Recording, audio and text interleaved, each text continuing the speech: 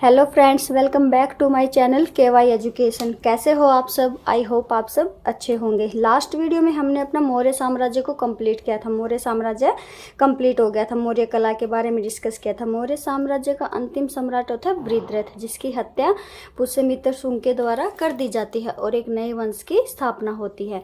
तो हमने मौर्य वंश तक कंप्लीट कर लिया था। आज हम करेंगे मौर्योत्तर काल।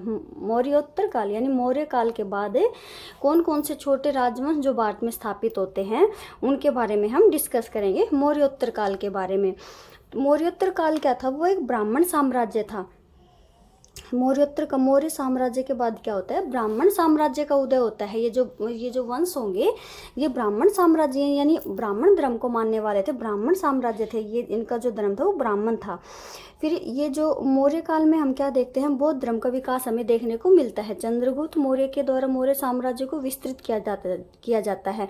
एक तरह से उसको बड़ा रूप दिया जाता है, उसका फैलाव किया जाता है। फिर जो अशोक होता है उसके द्वारा क्या किया जाता है? मतलब धार्मिक विस्तार किया जाता है। मौर्य काल में बौद्ध धर्म का हमें विस्तार देखने को मिलता है। तो उस टाइम में ब्राह्मण साम्राज्य में एक तरह से क्या हो जाती है? उनके मन में एक तरह से कटुता उत्पन्न हो जाती है कि वो बौद्ध धर्म को ज़्यादा महत्व देते हैं बजाय उनके ब्राह्मण संप्रदाय को। तो इस वजह से उनमें हीन भावना पैदा होती है। तो फिर ये इसका परिणाम हमें क्या देखने को मिलता है? ये जो छोटे छोटे वंश होते हैं ब्राह्मण साम्राज्य के रूप में हमें ये देखने को मिलते हैं। तो इन्हीं का परिणाम होता है कि मौर्य काल के बाद ये मौर्योत्तर काल में ब्राह्मण साम्राज्य का उदय होता है। तो कई बार ये क्वेश्चन भी आ जाता है कि ब्राह्मण साम्राज्य कौन कौन से हैं मौर्योत्तर काल में। तो इनसे आज हमें ऐसे पता आसानी से चल जाएगा कि कौन कौन से ब्राह्मण साम्राज्य थे, किनके द्वारा ब्राह्मण साम्राज्य स्थापित किया गया था, यानी कौन कौन से वंशों के द्वारा। तो फर्स्ट है, उसमें है हमारा शुंग वंश। कौन सा है? शुंग वंश। शुंग वंश की स्थापना की जाती है पुष्यमित्र शुंग के द्वारा। जो अंतिम मौर्य सम्राट होता है वृद्धरथ, उसकी हत्या कर दी जाती है। उसी के सेनापति जो कि एक ब्राह्मण होता है पुष्यमित्र शुंग के द्वारा उसकी हत्या कर दी जाती है और नए वंश की स्थापना कर दी जाती है जो कि है शुंग वंश।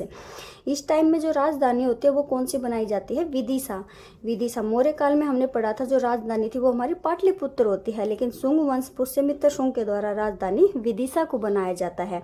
इसके द्वारा इस शुंग वंश में हमें एक जो मोस्ट इंपोर्टेंट पॉइंट देखने को मिलता है, पुष्यमित्र शुंग के द्वारा मिनांडर को पराजित किया जाता है। कौन था मिनांडर? मिनांडर एक हिंद यूनानी, जिसको इंडो ग्रीक भी हम बोलते हैं, वहाँ का शासक था। ये जो विदेशी आक्रमणकारी किए होते हैं भारत में, तो उन्हीं में से ये था मिनांडर, हिंद यूनानी शासक यानी इंडो ग्रीक शासक। इसके द्वारा भारत पर आक्रमण किया जाता है और इसको पराजित करता है पुष्यमित्र शुंग। तो ये क्वेश्चन भी बन जाएगा कि मिनांडर है वो किसके टाइम में आक्रमण करता है, कौन सा वंश चल रहा होता है उस टाइम पे? तो पुष्यमित्र शुंग के टाइम पे आक्रमण करता है और शुंग वंश भारत में चल रहा होता है। तो ये पॉइंट हमें याद रखने के लिए ये पॉइंट हमें याद रखना होगा कि जो मिनांडर है वो पुष्यमित्र शुंग के टाइम पे आक्रमण करता है। फिर इस टाइम में हमें क्या देखने को मिलता है? जो बौद्ध धर्म का मौर्य काल में क्या होता है? बौद्ध धर्म का विकास एक तरह से चरम सीमा पर होता है। बौद्ध धर्म का विकास बड़ी तेजी से होता है। लेकिन इस टाइम पे जो ब्राह्मण साम्राज्य है या शुंग वंश पुष्यमित्र शुंग के द्वारा क्या किया जाता है? बौद्ध धर्म को पीछे छोड़कर वैष्णव धर्म यानी ब्राह्मण धर्म को पुनः जीवित किया जाता है। ब्राह्मण धर्म को पुनः से उसका स्थान दिलाने का प्रयास किया जाता है। तो दोबारा से बौद्ध धर्म को पीछे छोड़कर इसके लिए कौन कौन से प्रयास किए जाते हैं उसके द्वारा? इसके द्वारा उसने 2 अश्वमेध यज्ञ भी करवाए और कुछ और अन्य जो प्रयास हमें वो भी देखने को मिलते हैं। लेकिन 2 अश्वमेध यज्ञ करवाए जाते हैं इनके द्वारा, पुष्यमित्र शुंग के द्वारा। ये जो 2 अश्वमेध यज्ञ होते हैं ये किसके द्वारा कराए जाते हैं? पतंजलि के द्वारा। ये 2 अश्वमेध यज्ञ किसके द्वारा करवाए जाते हैं? पतंजलि के द्वारा। तो अब हमें ये पता चल जाएगा जो पतंजलि हैं वो या किसके टाइम पे थे या किसके दरबार में रहते थे। तो वो किसके टाइम पे थे? पुष्यमित्र शुंग के टाइम पे हमें पतंजलि के बारे में पता चलता है। और यानी कि पतंजलि थे वो पुष्यमित्र शुंग के दरबार में रहते थे। तो हमारा एक ये पॉइंट भी बन जाता है पतंजलि का। फिर सेकंड, इस वंश का जो सेकंड शासक होता है पुष्यमित्र शुंग के बाद वो होता है अग्निमित्र। उससे इतने क्वेश्चन इंपॉर्टेंट नहीं बनते, यानी उसके बारे में हमें इतना देखने को नहीं मिलता है। अग्निमित्र होता है पुष्यमित्र शुंग के बाद शुंग वंश का सेकंड शासक अग्निमित्र। उसके बारे में हमें कहाँ से पता चलता है? तो कालिदास की एक रचना है मालविकाग्निमित्रम। यह कालिदास की रचना, जो कालिदास होते हैं वो गुप्त काल के राइटर हैं। तो इन्होंने गुप्त काल में ही अपनी ये रचना लिखी है मालविका मालविकाग्नि मित्रम। तो ये किसके बारे में लिखे है? ये वही अग्निमित्र है, ये जो पुष्यमित्र का बेटा जो अग्निमित्र है, ये उसी अग्निमित्र के बारे में इसमें लिखा गया है। ये जो मालविका अग्निमित्र इसकी रचना है ये कालिदास की, इसी में ये वही अग्निमित्र है, शुंग वंश का जो शासक होता है अग्निमित्र, उसी में इसका वर्णन किया गया है। यानी मालविका और अग्निमित्र इन दोनों के प्रेम विवाह का इसमें वर्णन किया गया है इस रचना में।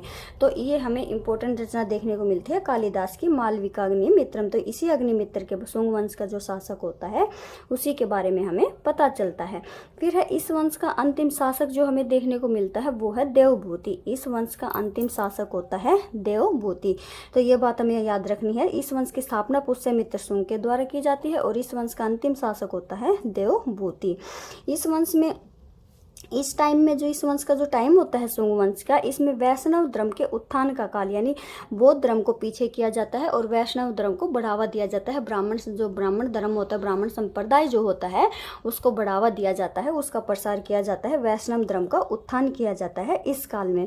इस काल में फिर एक पॉइंट हमें और देखने को मिलता है, जो स्तूप थे, हम मौर्य काल में हम क्या देखते थे, जो स्तूप होते थे बौद्ध स्तूप, उनकी जो बाउंड्री होती थी वो लकड़ी की जाती थी, वो जो बाउंड्री होती थी वो लकड़ी की जाती थी। लेकिन शुंग वंश के टाइम पे क्या हो जाती है, जो स्तूपों की बाउंड्री है वो पाषाण से कर दी जाती है, यानी पत्थर से बना दी जाती है स्तूपों की बाउंड्री, जो बाहरी दीवार होती है वो। फिर है लास्ट पॉइंट, हमें क्या देखेंगे शुंग वंश में, मनुस्मृति स्मृति की रचना का काल। मनुस्मृति सभी को पता होगा, प्राचीन स्मृतियों में से एक है मनुस्मृति, जिसकी रचना मनु के द्वारा की गई थी। तो ये जो शुंग वंश की स्थापना होती है ये 185 बीसी के आसपास होती है, शुंग वंश की स्थापना होती है। अंतिम मौर्य सम्राट वृद्धृत की हत्या कर दी जाती है, तो 185 बीसी के आसपास होती है। तो इसी टाइम पे मनुस्मृति की रचना होती है। तो हम ये आसानी से पता लगा लेते हैं, हम पता लगा लेंगे इस बात से कि यानी या तो फिर शुंग वंश का टाइम पीरियड क्या था, या अगर हम ये पता लगा लेंगे मनुस्मृति का टाइम पीरियड 185 बीसी के आसपास इसकी रचना हुई थी, तो फिर इसी से हम मनुस्मृति की रचना से हम ये भी पता लगा लेंगे इस टाइम पे कौन सा वंश चल रहा था, तो शुंग वंश। तो यही वो टाइम था शुंग वंश का टाइम पे ही कि जब मनुस्मृति की रचना का काल माना जाता है, जब मनुस्मृति की रचना की जाती है। तो ये था हमारा शुंग वंश जो अभी हमने पढ़ा। स्थापना इसकी पुष्यमित्र शुंग के द्वारा की जाती है, जो राजधानी है वो विदिशा को बनाई जाती है। इसमें मेन पॉइंट हमने क्या देखा, जो मिनांडर होता है, जो इंडो ग्रीक शासक होता है, उसको पुष्यमित्र शुंग के द्वारा पराजित किया जाता है। और शुंग वंश क्या करता है, बौद्ध धर्म को पीछे छोड़कर वैष्णव धर्म को पुनर्जीवित करने का प्रयास करता है। इसका अंतिम शासक कौन सा होता है, देवभूति होता है। तो ये था हमारा शुंग वंश। फिर अब नेक्स्ट है कण्व वंश। इसके संस्थापक कौन है, वासुदेव। वही सेम चीज इसी में रिपीट होगी। इसका अंतिम शासक कौन सा था, देवभूति। अंतिम शासक था देवभूति। इस देवभूति की हत्या कर दी जाती है वासुदेव के द्वारा। इसकी हत्या कर दी जाती है वासुदेव के द्वारा और नए वंश की स्थापना कर दी जाती है कण्व वंश की। आप ऐसे याद करो आसानी से, देखो देव है, इसमें देव पहले आया था, तो जहां पर देव पहले आया है तो वो पहला वंश था सबसे पहले, शुंग वंश यानी तो देवभूति। और यहाँ पर देव बाद में आया है तो ये वंश इसके बाद आया था। तो हम ऐसे याद कर लेंगे ये नाम से भी। तो इसका संस्थापक था वासुदेव। इस वंश के बारे में हमें ज़्यादा पढ़ने को हमें मतलब नहीं पढ़ना होता है, यहाँ से इतने इंपॉर्टेंट क्वेश्चन नहीं बनते हैं एग्जाम के लिए। एग्जाम ओरिएंटेड इतना इंपॉर्टेंट टॉपिक नहीं है, यहाँ सिर्फ हमें ये दो बातें याद रखनी है, संस्थापक कौन था वासुदेव और अंतिम शासक कौन सा होता है सुशर्मा। अंतिम शासक सुशर्मा और संस्थापक होता है वासुदेव। कण्व वंश तक आते आते के इस टाइम तक क्या होता है, जो मगध साम्राज्य की नींव है वो एक तरह से बहुत कमजोर हो जाती है और जो छोटे छोटे जो वो थे जो क्षेत्र हैं वो एक तरह से स्वतंत्र होने लगते हैं मगध साम्राज्य से, तो अपना एक अलग स्वरूप विकसित कर लेते हैं। और मगध साम्राज्य की जो सीमा होती है वो हमें सिर्फ पाटलिपुत्र तक देखने को मिलती है। जो मगध साम्राज्य पूरे भारत पर राज्य करता था वो अब पाटलिपुत्र तक सीमित होकर रह जाता है और अन्य राज्य स्वतंत्र होकर अपना अलग रूप विकसित कर लेते हैं। तो ये है कण्व वंश। इसके बारे में हमें ये दो चीजें ही पता चलती हैं, संस्थापक और अंतिम शासक सुशर्मा। फिर है नेक्स्ट होता है हमारा सातवाहन वंश। इस वंश के संस्थापक होते हैं सिमुक। सातवाहन वंश का संस्थापक होता है सिमुक और इस टाइम में जो राजधानी है वो बनाई जाती है प्रतिष्ठान। राजधानी बनाई जाती है प्रतिष्ठान। देखो अशोक की मृत्यु के बाद क्या होता है, जो शासक होते हैं कमज़ोर हो जाते हैं धीरे धीरे। अशोक की मृत्यु के बाद जो साम्राज्य होता है, मगध साम्राज्य, उसकी एक तरह से जो नींव है वो कमज़ोर हो जाती है, और जो शासक होते हैं वो भी भोगविलासी होते हैं। तो मगध साम्राज्य, जो मगध राज्य होता है, उसके अंदर जो साम्राज्य, छोटे छोटे साम्राज्य उभर कर आते हैं, वो अपना अलग अलग रूप विकसित कर लेते हैं, अलग अलग अपना क्षेत्र बना लेते हैं। तो दक्षिण में क्या होता है, आंध्र प्रदेश और महाराष्ट्र के क्षेत्र हैं, वो भी मगध से स्वतंत्र होकर अपना एक अलग राज्य स्थापित कर लेते हैं, नए वंश को स्थापित कर लेते हैं।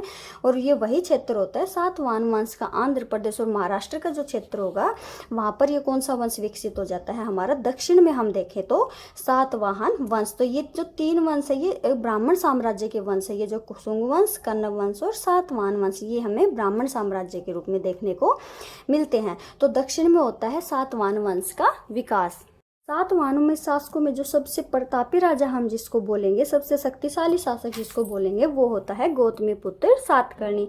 सातवाहन शासकों में सबसे शक्तिशाली राजा के रूप में उभरकर जो सामने आते हैं वो होते हैं गौतमीपुत्र सातकर्णी। सातवाहनों के बारे में, शासकों राजवंशों के बारे में इतने क्वेश्चन नहीं है इंपॉर्टेंट। जो इंपॉर्टेंट बात हमें सातवाहनों की व्यवस्था के बारे में हमें देखने को मिलती है। सातवाहनों ने भूमि दान की प्रथा शुरू की थी। ये टाइम क्या होता है, ब्राह्मण संप्रदाय, ब्राह्मण समाज का टाइम होता है। ये जो वंश चल रहा होते हैं हमारे, ये ब्राह्मण संप्रदाय के होते हैं। तो ब्राह्मण होते हैं इस टाइम पे, और जो फिर ब्राह्मण होते हैं ये यज्ञ वगैरह हवन करवाते हैं। तो उस टाइम पे क्या किया जाता है, इनको भूमि दान में दी जाती थी। तो भूमि दान की प्रथा शुरू हुई थी सातवाहन काल में। तो ये हमें बात याद रखनी है, भूमि दान की प्रथा जो शुरू हुई थी वो सातवाहनों के टाइम पे की गई थी। और इस बात का पता हमें कहाँ से चलता है, नाना घाट अभिलेख से हमें इस बात की जानकारी मिलती है कि सातवाहनों के द्वारा भूमि दान प्रथा शुरू की, यानी भूमि दान में दी जाती थी। फिर ये इस टाइम पे क्या किया, तो भूमि दान में दी जाती थी। अब इनके साथ साथ बौद्ध धर्म भी हमारा चल रहा होता है, उसका एक तरह से उसको पीछे छोड़ा, उसका पतन नहीं होता, बौद्ध धर्म भी चल रहा होता है। फिर वो बौद्ध भिक्षु भी होते हैं, तो उनको भी भूमि दान में दी जाती थी। फिर क्या होता है, जैसे एक गांव दान में एक व्यक्ति है, उसको एक बार एक गांव दान में दे दिया, फिर दोबारा दे दिया, फिर दूसरा गाँव, फिर तीसरा, तो ऐसे ऐसे उसके पास क्या हो जाता है, एक बड़ा क्षेत्र इकट्ठा हो जाता था। और यही व्यवस्था आगे चलकर हमारी क्या बन जाती थी, सामंती व्यवस्था बन जाती है। यही व्यवस्था हमारी, जब हम आगे चलकर पढ़ेंगे तो यही व्यवस्था हमारी आगे चलकर बन जाती है सामंती व्यवस्था। तो इस सामंती व्यवस्था का प्रचलन अगर हम देखें, स्टार्टिंग हम इसकी देखें, तो वो कहाँ से मानेंगे हम, सातवाहन टाइम से, जो सातवाहन वंश होता है भारत में, उसके टाइम से हम मानेंगे सामंती व्यवस्था का। एक तरह से स्टार्टिंग जो होती है, शुरू होता है जो, वो होता है सातवाहन वंश के टाइम से। सातवाहनों ने जो सर्वाधिक सिक्के चलाए थे वो चलाए थे शीशे के। वैसे सातवाहनों ने चांदी, रागा, प्रोटीन, कांसे और शीशे के सिक्के चलाए थे, लेकिन जो सर्वाधिक मात्रा में जो हमें सिक्के देखने को मिलते हैं सातवाहनों के, वो होते हैं शीशे के। इनके द्वारा शीशे के सिक्के चलाए गए थे। सातवाहन टाइम में जो समाज होता था वो मातृसत्तात्मक था। एक तो हमने पहले पढ़ा इंडस वैली सिविलाइजेशन में, यानी सिंधु घाटी सभ्यता में क्या था, समाज मातृसत्तात्मक था। समाज मातृसत्तात्मक यानी परिवार में माता को प्रमुख स्थान था, माता को प्रमुख स्थान था, बजाय पिता के। पहले स्थान किसको दिया जाता था, माता को दिया जाता था। और उस इंडस वैली सिविलाइजेशन के बाद हमें कब देखने को मिलता है, सातवाहन वंश के टाइम में हमें मातृसत्तात्मक समाज देखने को मिलता है। लेकिन जब राजतंत्र की बात आती है, यानी राजा बनने की या राज्य चलाने की जब बात आती है, राजतंत्र की बात आती है, तो वो कौन बनता है, वो होता है पितृसत्तात्मक। यानी राजा जब बनता है तो वो पिता बनता है। इस देखो, समाज मातृसत्तात्मक हमें कैसे पता लगा, जो सबसे प्रतापी राजा गौतमीपुत्र सातकर्णी, यानी जो पुत्र होता है उसके नाम के आगे किसका नाम लगा, माता का नाम लगा। तो हम इस बात से आसानी से समझ लेंगे कि जो समाज था, हमें इस बात से आइडिया लगा जो इतिहासकार हैं उनको, कि समाज था जो सातवाहन टाइम पे वो मातृसत्तात्मक था। और जो जब राजतंत्र की बात आती है तो वो कौन होता है, वो तब हो जाता है पितृसत्तात्मक। फिर लास्ट हमें सातवाहन वंश होता है उसके बारे में लास्ट पॉइंट है कला के बारे में। कला के बारे में इस टाइम पे कौन सी कला विकसित होती है, कार्ले चैत्य का विकास। देखो, जो चैत्य है वो हमने जब बौद्ध धर्म पढ़ा था, तो जो बौद्ध धर्म के जो पूजा स्थल होते हैं वो होते थे चैत्य बोला जाता था। कार्ले, ये आंध्र प्रदेश में जगह है कार्ले। तो ये कार्ले चैत्य नामक ये जो कला है, ये जो स्थल जो हमें ये कला का विकास जो देखने को मिलता है, ये हमें सातवाहन टाइम पे देखने को मिलता है। कार्ले चैत्य का निर्माण जब देखा गया सबसे अधिक, वो सातवाहन टाइम पे देखा गया, शासकों के टाइम पे। फिर सातवाहन शासकों थे इस टाइम पे, जो कला थी उसमें किसका प्रयोग किया गया था, ब्राह्मी लिपि का प्रयोग किया गया था। लिपि थी ब्राह्मी, और भाषा जो प्रयोग में की गई थी वो की गई थी प्राकृत भाषा। लिपि तो थी ब्राह्मी और भाषा थी सातवाहन शासकों की प्राकृत भाषा। फिर सातवाहन शासकों थे इस टाइम पे, जो कला थी उसमें किसका प्रयोग किया गया था, ब्राह्मी लिपि का प्रयोग किया गया था। लिपि थी ब्राह्मी और भाषा थी सातवाहन शासकों की प्राकृत भाषा। तो ये बात हमें याद रखनी है। फिर नेक्स्ट है हमारा जो लास्ट है, सबसे लास्ट जो हमारा वंश आएगा ब्राह्मण साम्राज्य का या मौर्योत्तर काल का जो वंश है वो है लास्ट है चेदी वंश। इस वंश फिर है चेदी वंश। इस वंश के बारे में हमें इतना ज़्यादा कुछ पढ़ने को या देखने को नहीं मिलता है। इस वंश के बारे में मेन बात क्या याद रखनी है, जब अशोक की मृत्यु के बाद मगध साम्राज्य क्या होता है, छोटे छोटे राज्यों में साम्राज्य में बढ़ जाता है। तो उसी में से जब जो स्वतंत्र होते हैं, जो राज्य है, जो क्षेत्र जो स्वतंत्र होते हैं, उन्हीं में से एक प्रथम होता है, जो प्रमुख होता है वो होता है कलिंग। कलिंग भी ये वही कलिंग है जहाँ पर अशोक ने आक्रमण करके इसको जीत लिया था कलिंग को, लेकिन ये कलिंग भी अशोक की मृत्यु के बाद क्या हो जाता है, स्वतंत्र हो जाता है। और यही कलिंग में ही इस वंश का हमें प्रारंभ देखने को मिलता है, चेदी वंश का। इस वंश का एक प्रमुख शासक होता है चेदी वंश का खारवेल। चेदी वंश का जो प्रमुख राजा होता है वो होता है खारवेल, जिसके द्वारा हाथी गुम्फा अभिलेख से हमें इस बात का पता चलता है। राजा खारवेल, इसी के द्वारा हाथी गुम्फा अभिलेख की रचना की गई थी। तो हाथी गुम्फा अभिलेख से हाथी गुम्फा ये जो अभिलेख है, इससे हमें कलिंग राजा खारवेल के बारे में पता चलता है। ये जो राजा खारवेल है, देखो मगध में जब होता है, अशोक है मगध साम्राज्य का जो शासक है अशोक, उसके द्वारा कलिंग पर आक्रमण किया जाता है। लेकिन अब क्या होता है, अब कलिंग के जो राजा होता है उसका मगध साम्राज्य पर आक्रमण किया जाता है। और वहां से ऐसा बोला जाता है कि उनकी एक प्रमुख मूर्ति होती है, जैन शीतलानाथ की जो मूर्ति होती है, उसको यह राजा खारवेल वापस लेके आता है। जो कि महापद्मनंद होता है, नंद वंश का शासक जो होता है महापद्मनंद, वो पहले कभी कलिंग पर आक्रमण करके उस मूर्ति को ले गया था। लेकिन राजा खारवेल क्या करता है, उसी मूर्ति को आक्रमण करके वापस ले आता है मगध साम्राज्य में। तो चेदी वंश के बारे में हमें यही बातें याद रखनी थी। जो कलिंग जो राज्य होता है वहां पर इस वंश का विकास हो जाता है, चेदी वंश का। और जो इस वंश का जो प्रमुख शासक होता है वो होता है खारवेल, जिसके बारे में हमें हाथी गुम्फा अभिलेख से पता चलता है। तो ये था हमारा आज का टॉपिक, मौर्योत्तर काल यानी ब्राह्मण साम्राज्य, ब्राह्मण संप्रदाय जो उभर कर आते हैं मौर्य साम्राज्य के बाद। जो छोटे छोटे राजवंश उभर कर आते हैं वो कौन कौन से थे, जो आज हमने पढ़े, शुंग वंश, कर्ण वंश, सातवाहन वंश और चेदी वंश।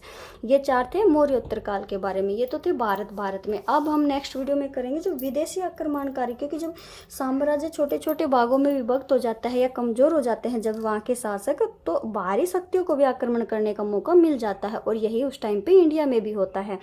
यहाँ इंडिया में तो छोटे छोटे राजवंश हो जाते हैं, बढ़ रहे होते हैं, तो उसी टाइम पे पश्चिमी भाग जो होता है भारत का, वहाँ से हमें विदेशी आक्रमणकारी जो होते हैं वो भारत पर आते हैं, आक्रमण करते हैं और अपने एक शासक के रूप में अपना स्थान प्राप्त करते हैं और भारत पर राज्य करते हैं।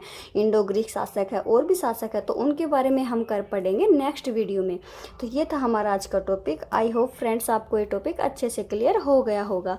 अगर वीडियो पसंद आए तो वीडियो को लाइक करना। Okay, thank you, bye.